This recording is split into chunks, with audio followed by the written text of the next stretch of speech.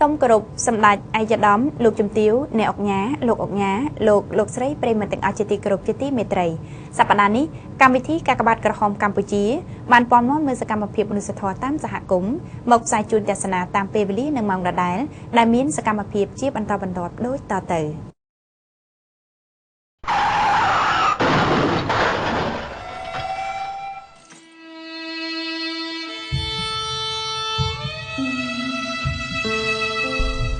សូមបងប្អូនប្រជាពលរដ្ឋរួមគ្នាគោរពច្បាប់ចរាចរណ៍ឲ្យបានខ្ជាប់ខ្ជួន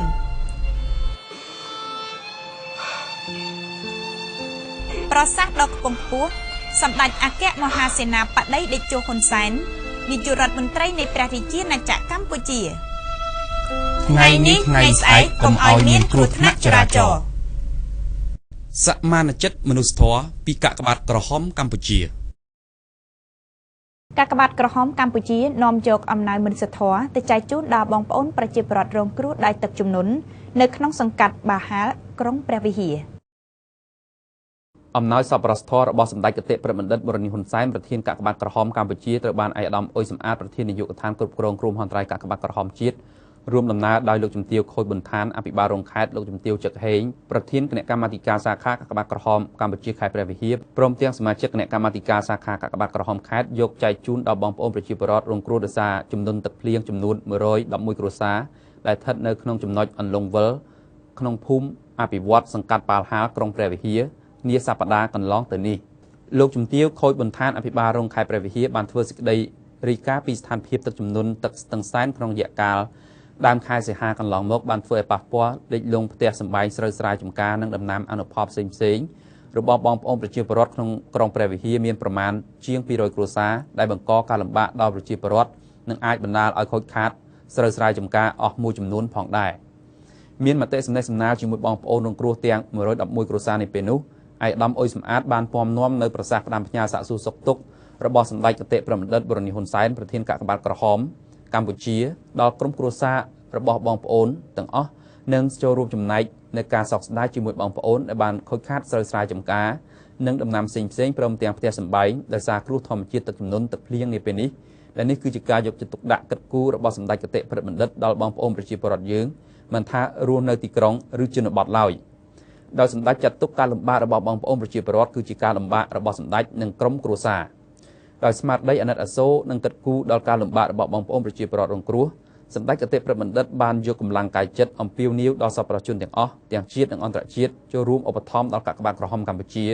ដើម្បីមានលទ្ធភាពយកមកជួយបងប្អូនប្រជាពលរដ្ឋរងគ្រោះដោយសារគ្រោះធម្មជាតិនិងឧបទ្ទវហេតុផ្សេងៗរួមទាំងការអភិវឌ្ឍសហគមន៍និងបញ្ហាសុខភាពអនាម័យដែលបញ្ហាទាំងអស់នេះបានចូលរួមចំណែកយ៉ាងសំខាន់ដល់ការដោះស្រាយនិងបង្ការរាល់ការលំបាករបស់បងប្អូនប្រជាពលរដ្ឋយើងពិសេសបងប្អូនប្រជាពលរដ្ឋដែលងាយនឹងរងគ្រោះឯកឧត្តមក៏បានផ្ដាំផ្ញើដល់បងប្អូនរងគ្រោះទាំងអស់ក៏បីយកចិត្តទុកដាក់ថែរក្សាការពារកូនចៅកុំឲ្យទៅលេងទឹកប្រយ័ត្នគ្រោះថ្នាក់ព្រមទាំងរក្សាសុខភាពអនាម័យរបស់ក្រុមគ្រួសារកូនចៅឲ្យបានល្អដែលរស់នៅស្អាតហូបស្អាតផឹកស្អាតក្រោយពេលទឹកស្រកទៅវិញត្រូវខិតខំប្រកបមុខរបរអាជីវកម្មរបស់ខ្លួនជាបន្តទៀតពិសេសកន្លែងណាដែលខូចខាតមិនអាចស្ទូងស្រូវបានសូមដាំដំណាំអនុផលនិងបន្លែផ្សេងៗដែលមន្ទីរកសិកម្មខេត្តបានផ្ដល់ជូនពូជនៅពេលនេះស្រាប់អំណោយសប្បុរសធម៌ដែលបាននាំយកមកផ្ដល់ជូនបងប្អូនក្នុងគ្រួនៅពេលនេះក្នុងគ្រួសារទទួលបានអង្ករ50គីឡូក្រាមមីមួយកេសត្រីខមួយយួរឃីតមួយរួមមានសរងមួយភួយមួយក្រមាមួយមុងមួយនិងអំណោយរបស់សាលាខេត្តទឹកស៊ីអ៊ីវ6ដបអំណោយរបស់មន្ទីរកសិកម្មខេត្តពូជបន្លែមួយថង់ផងដែរកាកបាទក្រហមកម្ពុជាចុះសួរសុខទុក្ខនិងនាំយកអំណោយចែកជូនដល់គ្រួសាររងគ្រោះថ្នាក់ដោយសារគ្រាប់មីននៅស្រុកជាំខ្សានខេត្តព្រះវិហារឯកឧត្តមអ៊ុយសំអាតប្រធាននាយកដ្ឋានគ្រប់គ្រងគ្រោះមហន្តរាយកាកបាទក្រហមកម្ពុជារួមដំណើរដោយលោកជំទាវចឹកហេងប្រធានសាខាកាកបាទក្រហមកម្ពុជាខេត្តព្រះវិហារឯកឧត្តមអ៊ុនច័ន្ទដាអភិបាលរងខេត្តព្រះវិហារព្រមទាំងមន្ត្រីនគរបាលខេត្តមន្ត្រីនគរបាលស្រុកនិងអាជ្ញាធរស្រុកជាំខ្សានបានអញ្ជើញចុះសួរសុខទុក្ខនិងនាំយកអំណោយទៅឧបត្ថម្ភដល់គ្រួសាររងគ្រោះថ្នាក់ដោយសារគ្រាប់មីននៅភូមិជាំស្រែឃុំយាងស្រុកជាំខ្សានខេត្តព្រះវិហារសូមបញ្ជាក់ថាការពីវេលាម៉ោង 19 នាទីថ្ងៃទី 14 ខែសីហាឆ្នាំ 2013 កន្លងទៅនេះមានករណីប្រជាពលរដ្ឋចំនួន 7 នាក់ស្មើនឹង7គ្រួសារមានទីលំនៅនៅភូមិជាំស្រែឃុំយាងស្រុកជាំខ្សានបានជិះគោយន្តទៅដេកចាំស្រែទៅដល់ចំណុចអូតកៅចម្ងាយប្រមាណ 5 គីឡូម៉ែត្រពីភូមិបានជន់មានបង្កប់ក្នុងដីបណ្ដាលឲ្យផ្ទុះស្លាប់នៅនឹងកន្លែងចំនួន 6 នាក់និងរងរបួសធ្ងន់1នាក់ គ្រាន់តែបានដំណឹងនេះភ្លាមសម្ដេចគតិព្រះបណ្ឌិតបរនីហ៊ុនសែនប្រធានកាកបាទក្រហមកម្ពុជាបានចាត់ឲ្យមន្ត្រីចុះសួរសុខទុក្ខនិងនាំយកអំណោយទៅឧបត្ថម្ភដល់ក្រុមគ្រួសាររងគ្រោះស្របតាមគោលការណ៍គ្រឹះរបស់កាកបាទក្រហមអត្តច័ន្ទក្រហមមានមតិសំណេះសំណាលនៃអាការនោះឯកឧត្តមអ៊ុយសំអាតប្រធាននាយកដ្ឋានគ្រប់គ្រងគ្រោះមហន្តរាយកាកបាទក្រហមជាតិបានសម្ដែងនឹងការចូលរួមសោកស្ដាយអាណិតអាសូរដល់ក្រុមគ្រួសាររងគ្រោះដែលបានក្លាយជាស្ត្រីមេម៉ាយជាកូនកំព្រាឪពុកក្រោយពីឪពុកបានទទួលមរណភាពដោយសារតែចេញទៅធ្វើការងារបង្កបង្កើនផលដើម្បីទំនុកបម្រុងគ្រួសារឯកឧត្តមបន្តថាសូមឲ្យក្រុមគ្រួសាររងគ្រោះទាំងអស់មេត្តាកាត់ចិត្តតាមផ្លូវធម៌ដែលព្រះអង្គទ្រង់សម្ដែងថាមនុស្សកើតមកតែងតែចាស់ឈឺស្លាប់គ្រប់គ្នាដែលគ្មានអ្នកណាម្នាក់គេចផុតឡើយសូមបងប្អូនតាំងស្មារតីឡើងដើម្បីបន្តការខិតខំប្រកបរបរចិញ្ចឹមកូនចៅឲ្យមានជីវភាពរស់នៅកាន់តែប្រសើរឡើង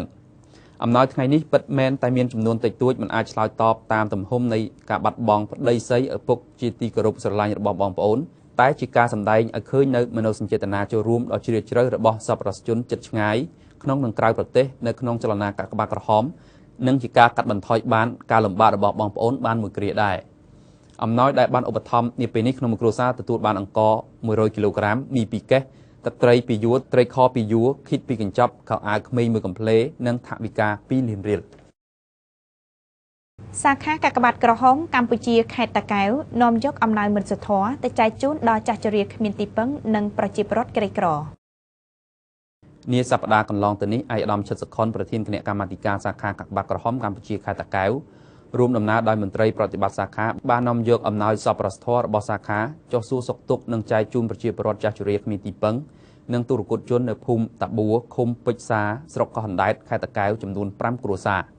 រក្នុងឱកាសជួបសួរសុខទុក្ខនោះឯកឧត្តមឈិតសុខុនក្នុងនាមសាខាកាកបាទក្រហមកម្ពុជាខេត្តតាកែវបានពំនាំការសាកសួរសុខទុក្ខដ៏ខ្ពង់ខ្ពស់ពីសំណាក់សម្ដេចគតិព្រះបណ្ឌិតបរនីហ៊ុនសែនប្រធានកាកបាទក្រហមកម្ពុជាជម្រាបជូនដល់បងប្អូនដែលជួបការខ្វះខាតទាំងនោះដែលជានិច្ចការសម្ដេចតែងតែបានក្រើនរំលឹកដល់គ្រប់សាខាត្រូវយកចិត្តទុកដាក់ចុះជួយឧបត្ថម្ភដល់គ្រួសារប្រជាពលរដ្ឋដែលជួបគ្រោះមហន្តរាយដោយធម្មជាតិនានា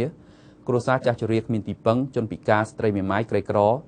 ដោយមិនប្រកាន់និន្នាការនយោបាយអ្វីឡើយឯកឧត្តមបានផ្ដាំផ្ញើដល់បងប្អូនប្រជាពលរដ្ឋទាំងអស់ត្រូវមានអនាម័យជាប្រចាំទាំងការរស់នៅនិងការហូបចុកដើម្បីឲ្យគ្រួសារមានសុខភាពល្អជាពិសេសនារដូវទឹកឡើងខាងមុខនេះបងប្អូនត្រូវត្រៀមបង្ការដើម្បីទប់ស្កាត់នៅគ្រោះមហន្តរាយផ្សេងដែលអាចកើតមានឡើងជាយថាហេតុជាពិសេសត្រូវអប់រំកូនចៅតូចៗកុំឲ្យទៅលេងទឹកជៀសវាងគ្រោះថ្នាក់ផ្សេងដែលអាចកើតមានដូចជាលង់ទឹកឬពស់ចឹកជាដើមអំណោយសប្បុរសធម៌ដែលឯកឧត្តមបានយកទៅចែកជូនដល់បងប្អូនទាំង5គ្រួសាររួមមានអង្ករ50គីឡូក្រាមមុង1ភួយ1សរង1ក្រមា1ទឹកត្រី1យួរទឹកស៊ីអ៊ីវ1យួរចានកាធុន1ចានស្រាក់1កំភ្លេបំពង់ទឹកក្តៅ1និងថវិកា50000រៀលក្នុងមួយគ្រួសារកាកបាទក្រហមកម្ពុជានាំយកអំណោយមនុស្សធម៌ទៅចែកជូនដល់បងប្អូនប្រជាពលរដ្ឋរងគ្រោះដោយទឹកជំនន់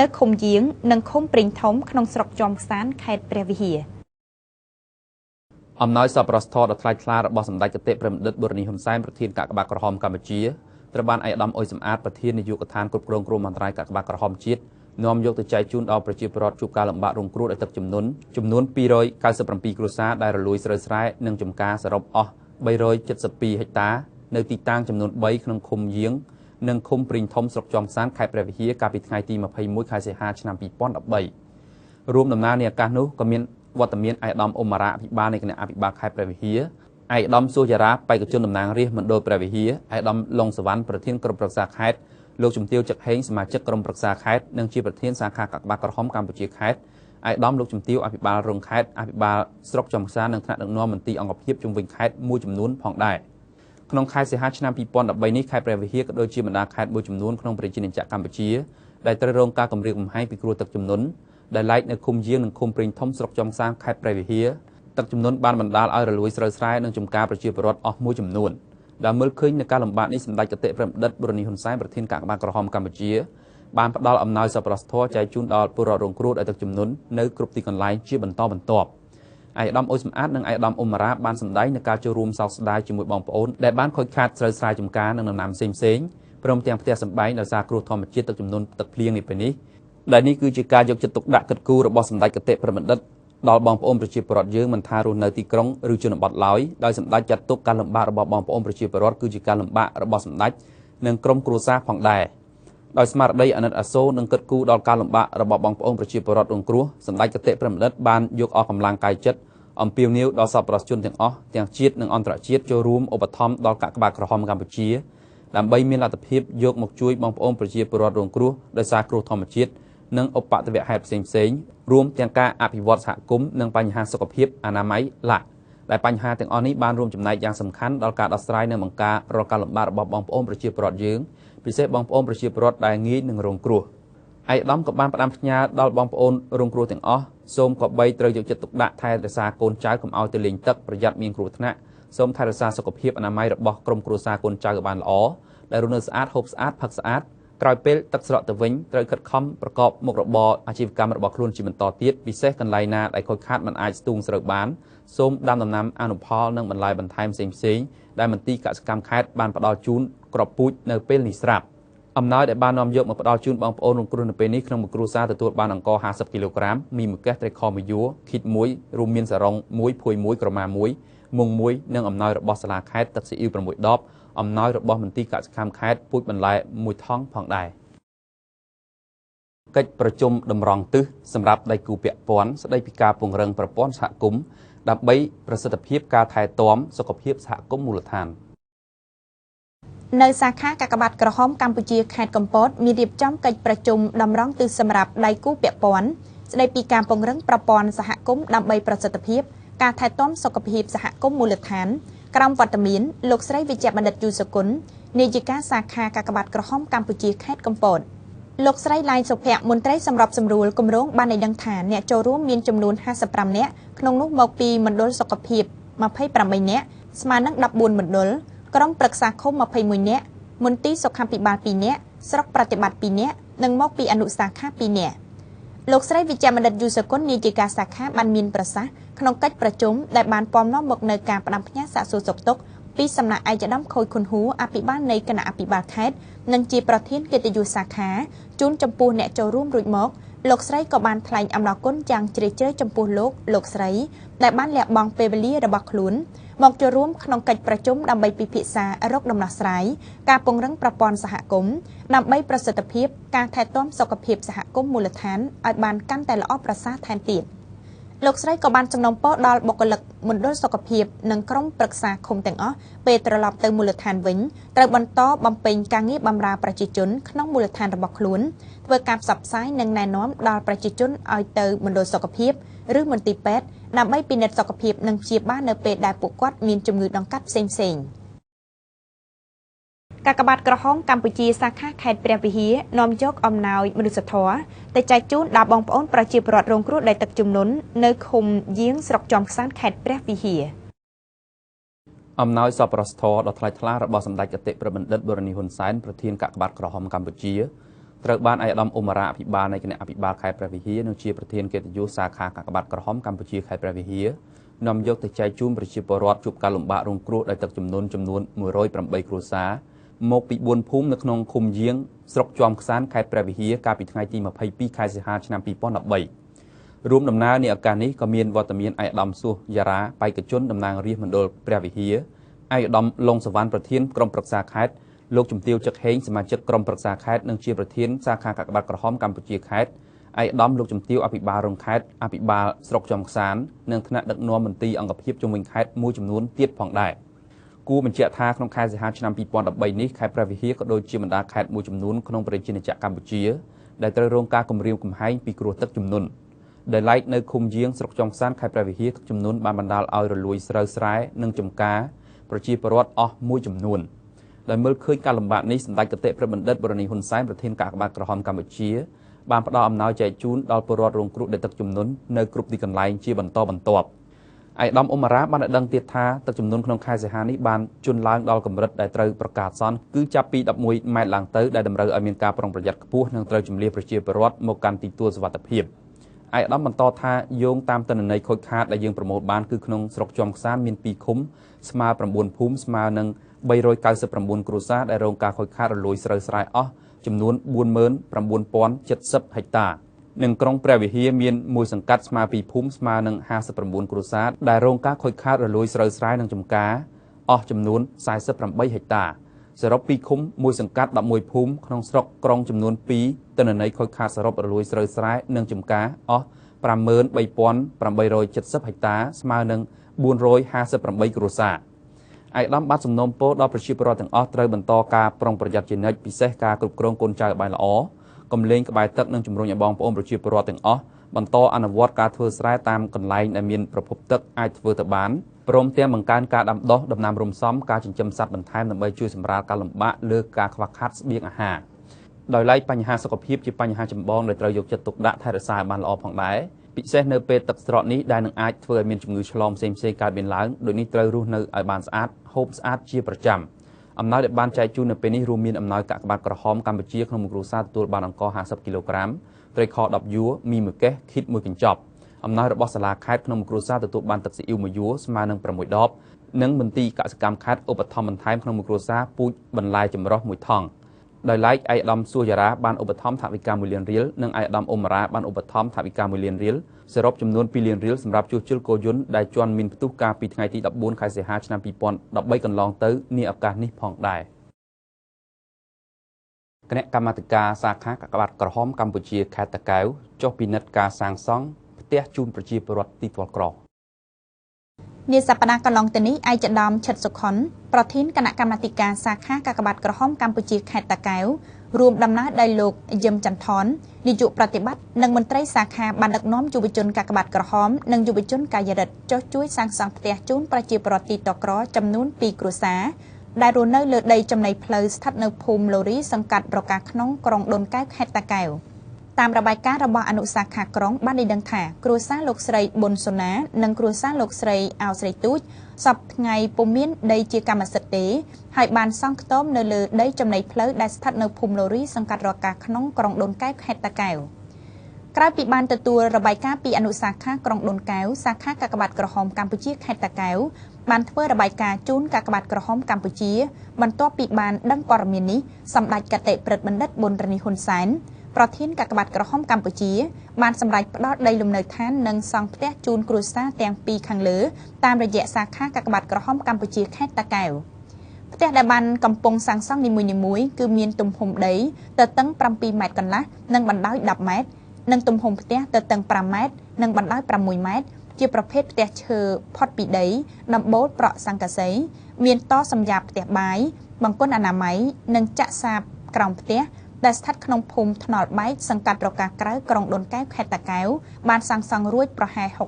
60% ក្នុងឱកាសចូលពិនិត្យការសាងសង់នោះឯកឧត្តមឈិតសុខុនបានផ្ដាំផ្ញើដល់ក្រុមជាងដែលកំពុងសាងសង់ទាំងអស់ត្រូវចេះប្រុងប្រយ័ត្នពីសុវត្ថិភាពផ្ទាល់ខ្លួននិងធ្វើឲ្យបានត្រឹមត្រូវតាមក្បួនខ្នាតរបស់ជាងដែលមានក្នុងកិច្ចសន្យាសាងសង់នេះនាឱកាសនោះឯកឧត្តមក៏បានឧបត្ថម្ភថវិកាដល់យុវជនកាកបាទក្រហម4នាក់និងយុវជនកាយរិទ្ធ4នាក់ក្នុងម្នាក់ៗថវិកាចំនួន 10,000 រៀលអំណោយមនុស្សធម៌របស់កាកបាទក្រហមកម្ពុជាចែកជូនដល់បងប្អូនប្រជាពលរដ្ឋរងគ្រោះដោយទឹកជំនន់អំណោយរបស់សម្ដេចគតិប្រិមណ្ឌិតបូរនីហ៊ុនសែនប្រធានកាកបាទក្រហមកម្ពុជាលោកជំទាវ ចឹកហេងប្រធានគណៈកម្មាធិការសាខាកាកបាទក្រហមកម្ពុជាខេត្តព្រះវិហារយកទៅចែកជូនដល់បងប្អូនប្រជាពលរដ្ឋរងគ្រោះដោយសារទឹកជំនន់ទឹកភ្លៀងចំនួន60គ្រួសារដែលស្ថិតនៅចំណុចព្រៃមរងាវនិងអូបាក់ក្នុងភូមិភារកិច្ចសង្កាត់ប៉ាលហាលក្រុងព្រះវិហារកាលពីថ្ងៃទី23ខែសីហាឆ្នាំ2013លោកនុតសាភ័ណ្ឌអភិបាលក្រុងព្រះវិហារបានធ្វើសេចក្តីរាយការណ៍ស្តីពីស្ថានភាពទឹកជំនន់ទឹកស្ទឹងសែនក្នុងរយៈកាលដើមខែសីហាកន្លងមកបានធ្វើឲ្យប៉ះពាល់លិចលង់ផ្ទះសម្បែងស្រូវស្រែចម្ការនិងដំណាំអនុផលផ្សេងៗរបស់បងប្អូនប្រជាពលរដ្ឋក្នុងក្រុងព្រះវិហារមានប្រមាណជាង200គ្រួសារ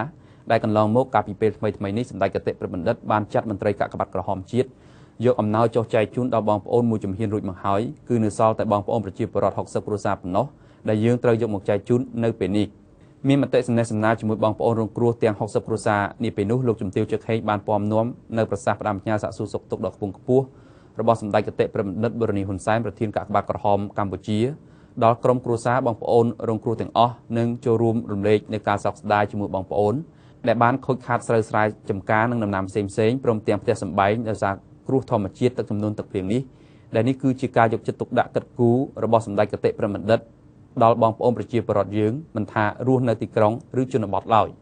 លោកជំទាវ ចឹកហេងបានផ្ដាំផ្ញើជូនដល់បងប្អូនរងគ្រោះទាំងអស់សូមមេត្តាយកចិត្តទុកដាក់ថែរក្សាការពារកូនចៅកុំឲ្យទៅលេងទឹកប្រយ័ត្នមានការគ្រោះថ្នាក់ សូមថែរក្សាអនាម័យសុខភាពរបស់ក្រុមគ្រួសារកូនចៅឲ្យបានល្អដែលរស់នៅស្អាតហូបស្អាតផឹកស្អាតនៅពេលដែលទឹកស្រកទៅវិញត្រូវខិតខំប្រកបមុខរបរអាជីវកម្មរបស់ខ្លួនជាបន្តទៀតពិសេសកន្លែងណាដែលខូចខាតមិនអាចស្ទូងស្រូវបានសូមដាំដំណាំអនុផលនិងបន្លែផ្សេងៗដែលមន្ទីរកសិកម្មខេត្តបានផ្ដល់ជូននៅពេលនេះស្រាប់អំណោយសប្បុរសធម៌ដែលបាននាំយកមកផ្ដល់ជូនដល់បងប្អូនរងគ្រោះនៅពេលនេះក្នុងគ្រួសារទទួលបានអង្ករ50គីឡូក្រាមមី1កេសត្រីខ1យួរឃីត1រួមមានសរង1ភួយ1ក្រមា1មុង1និងអំណោយរបស់សាលាខេត្តទឹកស៊ីអ៊ីវ6ដបអំណោយរបស់មន្ទីរកសិកម្មខេត្តពូជបន្លែ1ថង់ផងដែរប្រតិភូសាខាកាកបាទក្រហមកម្ពុជាខេត្តស្វាយរៀងនាំយកជំនួយមនុស្សធម៌ទៅចែកជូនដល់បងប្អូនប្រជាពលរដ្ឋដែលរងគ្រោះដោយខ្យល់កន្ត្រាក់នៅស្រុករំដួលប្រជាពលរដ្ឋដែលរងគ្រោះដោយសារខ្យល់កន្ត្រាក់ចំនួន10គ្រួសារនៅឃុំពងទឹកស្រុករំដួលត្រូវបានប្រតិភូសាខាកាកបាទក្រហមកម្ពុជាខេត្តស្វាយរៀងនាំយកជំនួយមនុស្សធម៌ទៅចែកជូនដល់បងប្អូនប្រជាពលរដ្ឋរងគ្រោះនៅថ្ងៃទី1ខែកញ្ញាឆ្នាំ2013នៅសាលាឃុំពងទឹកក្រោមវត្តមានឯកឧត្តមជាងអំប្រធានកិត្តិយសសាខាលោកជំទាវនាងសេដ្ឋាប្រធានគណៈកម្មាធិការសាខាប្រធានមន្ទីរអង្គភាពនានាព្រមទាំងក្រុមប្រតិបត្តិសាខាតាមសេចក្តីរាយការណ៍របស់លោកមេឃុំពងទឹកបានឲ្យដឹងថានៅថ្ងៃទី31ខែសីហាឆ្នាំ2013វេលាម៉ោង 7:30 នាទីយប់មានភ្លៀងនិងខ្យល់បក់បោកយ៉ាងខ្លាំងបណ្ដាលឲ្យលំនៅឋានរបស់ប្រជាពលរដ្ឋចំនួន162ខ្នងនៅឃុំពងទឹកថ្នាធ្នងបោះមននិងឃុំកំពង់ចកស្រុករំដួលត្រូវរងការខូចខាតនិងបណ្ដាលឲ្យស្លាប់មនុស្សម្នាក់របួស2នាក់និងងាប់ក្របីចំនួន1ក្បាលឯកឧត្តមជាងអង្គប្រធានកិត្តិយសសាខាបានមានមតិសំណេះសំណាលសាកសួរសុខទុក្ខនិងផ្ដាំផ្ញើដោយសម្ដែងនៅការសោកស្ដាយនិងរំលែកទុក្ខដល់បងប្អូនដែលរងគ្រោះមហន្តរាយទោះបីពេលនេះសម្ភារៈដែលបានផ្ដល់ជូនមានចំនួនតិចតួចមិនអាចផ្គត់ផ្គង់តាមតម្រូវការនៅពេលនេះបានក៏ពិតមែនប៉ុន្តែអំណោយទាំងនេះគឺជាការសង្គ្រោះបន្ទាន់សម្រាប់អ្នករងគ្រោះស្របតាមប្រសាសន៍ដ៏ខ្ពង់ខ្ពស់របស់សម្ដេចគតិព្រឹទ្ធបណ្ឌិតប៊ុនរ៉ានីហ៊ុនសែនប្រធានកាកបាទក្រហមកម្ពុជាត្រូវតែដោះស្រាយជូនប្រជាពលរដ្ឋរងគ្រោះមហន្តរាយឲ្យបានទាន់ពេលវេលាឯកឧត្តមក៏បានមានមតិផ្ដាំផ្ញើបន្ថែមសូមឲ្យមានការប្រុងប្រយ័ត្ននៅពេលមានខ្យល់ភ្លៀងផ្គររន្ទះព្រោះនេះជារដូវវស្សាហើយត្រូវខិតខំធ្វើស្រែដាំដំណាំនិងខិតខំប្រកបមុខរបរដើម្បីចិញ្ចឹមជីវិតជាថ្មីបន្តទៀតក្នុងឱកាសនោះដែរឯកឧត្តមជាងអំក៏បានពំនាំនៅបណ្ដាំផ្ញើសាកសួរសុខទុក្ខពីសម្ដេចគតិព្រឹទ្ធបណ្ឌិតប៊ុនរ៉ានីហ៊ុនសែនប្រធានកាកបាទក្រហមកម្ពុជាចំពោះគ្រួសាររងគ្រោះដោយសម្ដែងនៅការសោកស្ដាយនិងអាណិតអាសូររាល់ការខូចខាតនៅទ្រព្យសម្បត្តិដែលខិតខំរកពីមុនមកក្នុងឱកាសនោះដែរឯកឧត្តមជាងអំក៏បានឧបត្ថម្ភដល់គ្រួសារដែលបានស្លាប់ថវិការបស់សាលាខេត្ត1លានរៀលលោកជំទាវម៉ែនសំអន2សែនរៀលថវិកាឯកឧត្តមផ្ទាល់ 100000 រៀលសាខាកាកបាទក្រហមកម្ពុជាខេត្ត8សែនរៀលឧបត្ថម្ភដល់អ្នករងរបួសថវិកា500,000 រៀលព្រមទាំងបានឧបត្ថម្ភដល់អ្នករងគ្រោះគ្រួសារទាំង10ទទួលបានអង្ករ30គីឡូក្រាមកៅស៊ូតង់1កន្ទេលជ័រ1ភួយ1សារ៉ុង1ក្រមា1ធុងទឹកជ័រ1ឆ្នាំងបាយឆ្នាំងសម្ល2និងថវិកា50000 រៀលប្រតិភូសាខាកាកបាទក្រហមកម្ពុជាខេត្តស្វាយរៀងនាំយកជំនួយមនុស្សធម៌ទៅចែកជូនដល់បងប្អូនប្រជាពលរដ្ឋរងគ្រោះដោយសារខ្យល់កន្ត្រាក់ចំនួន63គ្រួសារនៅស្រុករំដួលដើម្បីឆ្លើយតបទៅនឹងការលំបាករបស់ប្រជាពលរដ្ឋដែលរងគ្រោះដោយសារគ្រោះធម្មជាតិបន្ទាប់ពីបានទទួលព័ត៌មានពីអនុសាខាស្រុករំដួលនៅថ្ងៃទី3ខែកញ្ញាឆ្នាំ2013ប្រតិភូសាខាកាកបាទក្រហមកម្ពុជាខេត្តស្វាយរៀងបាននាំយកស្បៀងសម្ភារៈនិងថវិកាមួយចំនួនទៅចែកជូនជាបន្ទាន់ដល់ប្រជាពលរដ្ឋដែលរងគ្រោះដោយសារខ្យល់កន្ត្រាក់ចំនួន63គ្រួសារនៅឃុំកំពង់ចកបោះមនពងទឹកនិងឃុំថាធ្នងស្រុករំដួលក្រោមវត្តមានឯកឧត្តមជាងអំប្រធានកិត្តិយសសាខាលោកជំទាវហៅច័ន្ទសេរីទី2ចៅភិរុនអនុប្រធានគណៈកម្មាធិការសាខាលោកស្រីពៅសុភាពលេខាគណៈកម្មាធិការសាខាលោកនាយកសាខាលោកប្រធានមន្ទីរអង្គភាពនានាព្រមទាំងអាជ្ញាធរស្រុកជាច្រើនរូបទៀតដែលពិធីនេះប្រារព្ធធ្វើនៅឃុំបោះមនលោកសស៊ីភៀនអភិបាលស្រុកកណ្ដួលបានរាយការណ៍ឲ្យដឹងថានៅល្ងាចថ្ងៃទី31ខែសីហាឆ្នាំ2013វេលាម៉ោង 7:30 នាទីយប់មានភ្លៀងនិងខ្យល់ដែលស្ថានភាពនៃខ្យល់នេះមានទំហំខ្លាំងបណ្ដាលឲ្យផ្ទះប្រជាពលរដ្ឋចំនួន162ខ្នងត្រូវរងការខូចខាតក្នុងនោះ89ខ្នងខូចខាតតិចតួច40ខ្នងខូចខាតដោយផ្នែកនិង33ខ្នងត្រូវដួលទាំងស្រុងបណ្ដាលឲ្យមនុស្សស្លាប់ចំនួន1នាក់របួស2នាក់និងងាប់ក្របីចំនួន1ក្បាល នៅថ្ងៃទី1ខែកញ្ញាឆ្នាំ2013សាខាកាកបាទក្រហមកម្ពុជាខេត្តដែលដឹកនាំដោយឯកឧត្តមជាងអំបាននាំយកជំនួយមនុស្សធម៌ចែកជូនបាន10គ្រួសាររួចហើយឆ្លើយតបទៅនឹងស្ថានភាពនេះឯកឧត្តមជាងអំបានសម្ដែងនៅការអាណិតអាសូរដល់ប្រជាពលរដ្ឋទទួលរងគ្រោះដែលបានខិតខំប្រកបរបរចិញ្ចឹមជីវិតមានជីវភាពនិងផ្ទះសម្បែងរស់នៅសមរម្យតែមួយរយៈពេលខ្លីតែប៉ុណ្ណោះបណ្ដាលឲ្យខ្យល់ព្យុះបំផ្លាញខូចខាតបាក់បែកផ្ទះសម្បែងគួរឲ្យសោកស្ដាយឯកឧត្តមក៏បានលើកឡើងពីប្រសាសន៍សម្ដេចកតេព្រឹទ្ធបណ្ឌិតប៊ុនរនីហ៊ុនសែនដែលជានិច្ចកាលតែងតែធ្វើការណែនាំដល់សាខាទាំងអស់នៅទូទាំងប្រទេសត្រូវចុះពិនិត្យជាក់ស្ដែងនិងធ្វើការឆ្លើយតបភ្លាមៗដើម្បីយកជំនួយជូនដល់បងប្អូនប្រជាពលរដ្ឋរងគ្រោះឲ្យបានទាន់ពេលវេលាឯកឧត្តមក៏បានមានប្រសាសន៍ថាទោះបីសម្ភារៈដែលនាំយកទៅចែកជូនមានចំនួនតិចតួចក្តីមិនអាចឆ្លើយតបទៅនឹងទំហំនៃការខូចខាតតែជាការចែករំលែកនៅពេលជួបគ្រោះមហន្តរាយដោយយើងដឹងហើយថាជំនួយសម្ភារៈទាំងនេះគឺបានមកពីសប្បុរសជនឧបត្ថម្ភតាមរយៈសាខានិងកាកបាទក្រហមកម្ពុជាក្នុងនាមជាជំនួយការឲ្យរាជរដ្ឋាភិបាលនិងអាជ្ញាធរសាធារណៈដែលមានសម្ដេចកតេព្រឹទ្ធបណ្ឌិតប៊ុនរនីហ៊ុនសែនជាប្រធានក្នុងការដឹកនាំដ៏ឆ្លៀសវៃប្រកបដោយឆន្ទៈមនុស្សធម៌ដើម្បីបំពេញនូវសេចក្តីត្រូវការបន្ទាន់សម្រាប់ជនរងគ្រោះបំផុត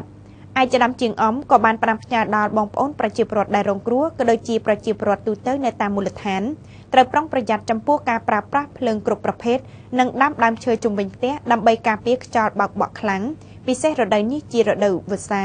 ហើយត្រូវបង្កលក្ខណៈដើម្បីធ្វើស្រែចម្ការដាំដំណាំចិញ្ចឹមសត្វដើម្បីជួយសម្រាលជីវភាពបងប្អូនថែមមួយកម្រិតថែមទៀតអំណោយដែលបានចែកជូនមួយគ្រួសារទទួលបានអង្ករ30គីឡូក្រាម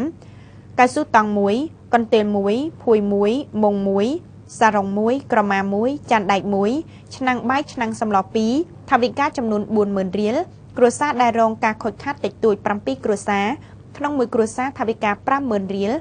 អ្នករងរបួសម្នាក់ថវិកា100,000រៀលលោកជំទាវហែច័ន្ទសេរីទេ2ចៅពីរុនឧបត្ថម្ភដល់អ្នករងគ្រោះ63គ្រួសារក្នុងមួយគ្រួសារទទួលបានថវិកាចំនួន10000រៀលសរុបចំនួន1,80,000រៀលឯកឧត្តមឈិតសុខុនប្រធានគណៈកម្មាធិការសាខាកាកបាទក្រហមកម្ពុជាខេត្តតាកែវចុះសួរសុខទុក្ខនិងនាំយកអំណោយទៅចែកជូនប្រជាពលរដ្ឋទីទាល់ក្រនិងចាស់ជរាគ្មានទីពឹងនៅស្រុកកោះអណ្ដែតខេត្តតាកែវកាលពីព្រឹកថ្ងៃទី5ខែកញ្ញាឆ្នាំ2013ឯកឧត្តមឈិតសុខុនប្រធានគណៈកម្មាធិការសាខាកាកបាទក្រហមកម្ពុជាខេត្តតាកែវរួមដំណើរដោយលោកយឹមច័ន្ទថននាយកប្រតិបត្តិសាខានិងមន្ត្រីប្រតិបត្តិសាខា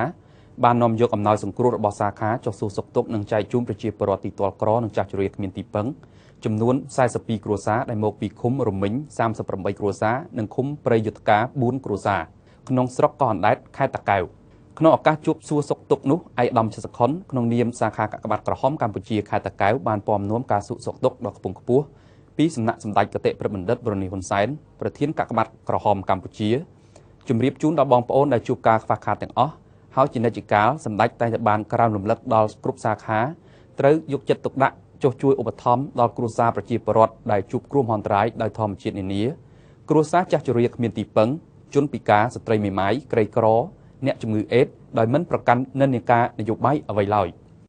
ឯកឧត្តមបានបន្តផ្ដាំផ្ញើដល់បងប្អូនប្រជាពលរដ្ឋទាំងអស់ត្រូវមានអនាម័យជាប្រចាំទាំងការរស់នៅនិងការហូបចុកដើម្បីឲ្យគ្រួសារមានសុខភាពល្អជាពិសេសនារដូវទឹកឡើងខាងមុខនេះបងប្អូនត្រូវត្រៀមបង្ការដើម្បីទប់ស្កាត់នៅគ្រោះមហន្តរាយផ្សេងៗដែលអាចកើតមានឡើងជាយថាហេតុ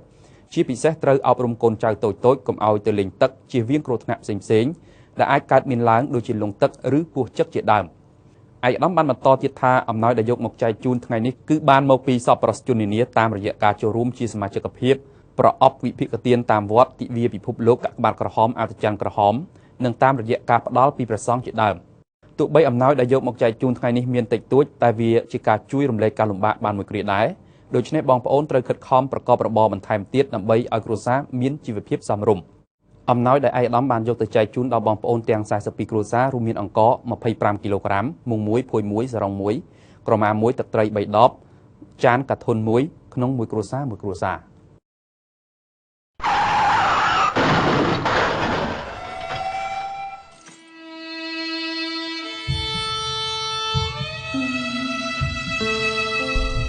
សូមបងប្អូនប្រជាពលរដ្ឋរួមគ្នាគោរពច្បាប់ចរាចរណ៍ឲ្យបានខ្ជាប់ខ្ជួន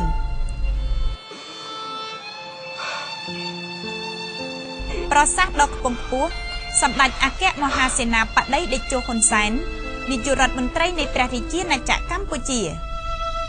ថ្ងៃនេះថ្ងៃស្អែកកុំឲ្យមានគ្រោះថ្នាក់ចរាចរណ៍ សមានចិត្តមនុស្សធម៌ពីកាកបាទក្រហមកម្ពុជា សម្ដេចឯកឧត្តមលោកជំទាវអ្នកអង្គញាលោកអង្គញាលោកស្រីប្រិមត្តទាំងអស់ជាទីគោរពជាទីមេត្រីការផ្សាយកម្មវិធីកាកបាទក្រហមកម្ពុជានាពេលនេះចាប់តែប៉ុណ្ណេះសូមគោរពរងចាំតាមដានទស្សនាការផ្សាយកម្មវិធីរបស់យើងខ្ញុំនាសប្តាហ៍ក្រោយតាមពេលវេលានិងម៉ោងដដែលកម្មវិធីកាកបាទក្រហមកម្ពុជាសូមគោរពជូនពរនិងថ្លែងអំណរគុណដល់សម្ដេចឯកឧត្តមលោកជំទាវអ្នកអង្គញាលោកអង្គញា